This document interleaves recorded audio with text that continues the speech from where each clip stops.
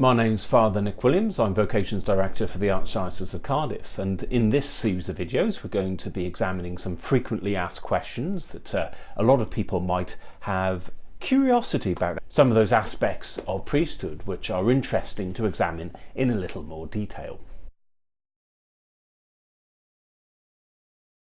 Do priests really vow poverty, chastity and obedience?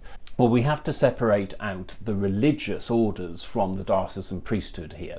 Religious orders often make vows, just so, poverty, chastity and obedience. But the diocesan priesthood is a little bit different. With the diocesan priesthood, the priest will make his promises to the bishop that ordains him to say the office, which is the divine office of the church, to be celibate throughout his priesthood, to enable him to offer his life, his energy and his time fully to devote that to the ministry. Although with ministers who have come over from other Christian traditions and are already married may have a dispensation from this, that's actually a relaxation from the norm. The other promise is respect and obedience to the ordinary, or usually for a diocesan priest that will be his bishop. A priest must see his bishop as the centre of unity in the diocese and be supportive and respectful towards him. A diocesan priest, however, doesn't promise poverty. Although he is encouraged to live in simplicity of life, a priest has to buy and maintain his own car, anything else that he needs, such as a computer or a phone for his pastoral ministry. In the 21st century, modern technology is an important aid to our ministry. A priest needs to be able to check his emails, to be able to communicate with people with modern technology.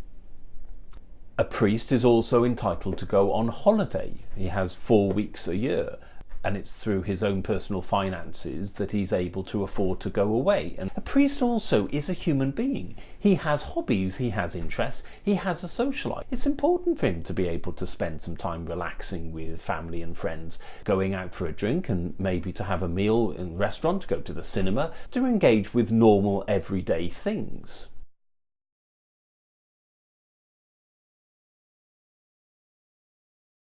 What do priests do before becoming priests? Well, priests aren't bred in test tubes. They come from normal family lives. And especially in the modern era, a lot of priests are a little bit older when they come to seminary and have already lived different lives before. They've already had careers. Personally, I was an engineer working in the aerospace industry.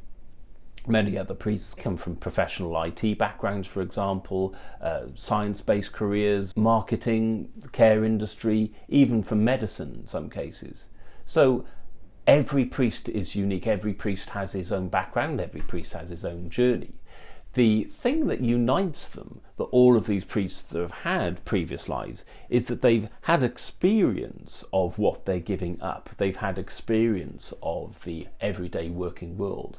And they know what it's like to work 9 to 5. They know the pressures of industry, and they have undoubtedly acquired important skills from those jobs, which might be very valuable to them in ministry.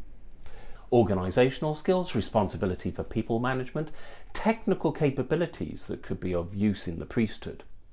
All of these things bring a richness to a diocese, each priest having his own different experiences, different reasons for moving away from those careers towards priesthood, towards something that perhaps they start to feel is more fulfilling, something that will use their skills more.